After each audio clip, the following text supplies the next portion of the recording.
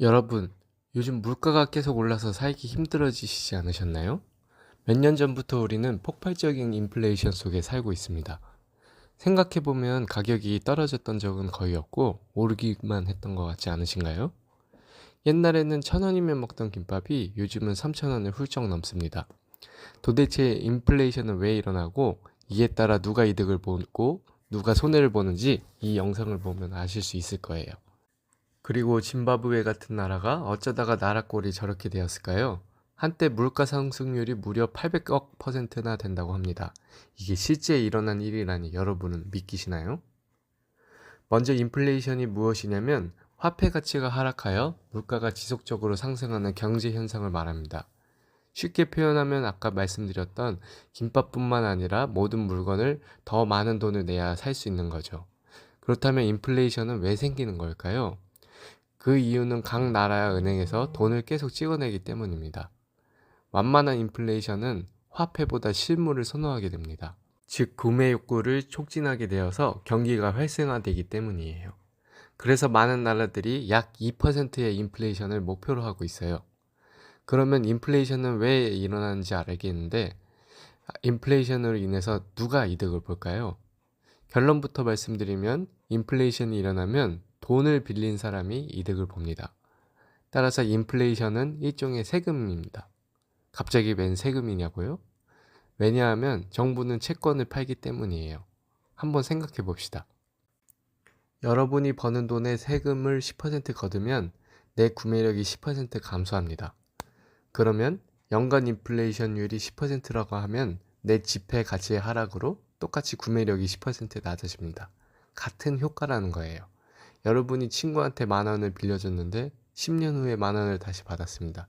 10년 전에 이 10,000원으로 물건 2개를 살 수 있었는데 지금은 물건 1개밖에 못 산다고 생각해 보세요. 상대적으로 돈을 빌린 사람이 이득을 받고 빌려준 사람이 손해를 봤습니다. 결국 급격한 인플레이션으로 손해를 보는 건 물가 상승에 비해 명목임금이 오르지 않은 일반 시민입니다. 급격한 인플레이션 시기에 우리는 세금을 더 내고 있다고 보시면 돼요. 아주 좋은 예시로 짐바브웨라는 나라가 있습니다. 짐바브웨 독재자 로버트 무가베는 사치스러운 사람이어서 290억 원의 초호화 별장을 짓고 생일 파티에 한 번에 28억 원이 넘는 돈을 태우기도 했습니다. 그러니까 재정난이 생기는데 이거를 돈을 새로 찍으면 되지 하면서 엄청나게 발행했습니다. 그러면서 화폐 가치가 하락하고 세계 3대 하이퍼 인플레이션이 발생했습니다. 한때 물가 상승률이 무려 800억 %나 됐고 결국에는 100조 짐바브웨 달러짜리도 생겼어요. 100원짜리 물건이 몇 년 사이에 8조 원이 된 거예요.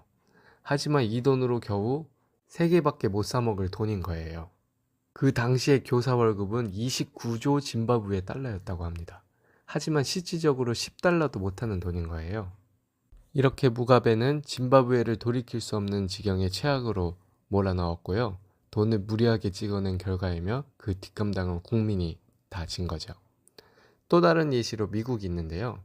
미국은 양적 완화라는 것을 합니다. 쉽게 표현하면 돈을 마구 찍어내는 거예요. FED라는 미국 연방준위가 밤새 미국 발행 머신을 돌려 달러를 찍어냅니다.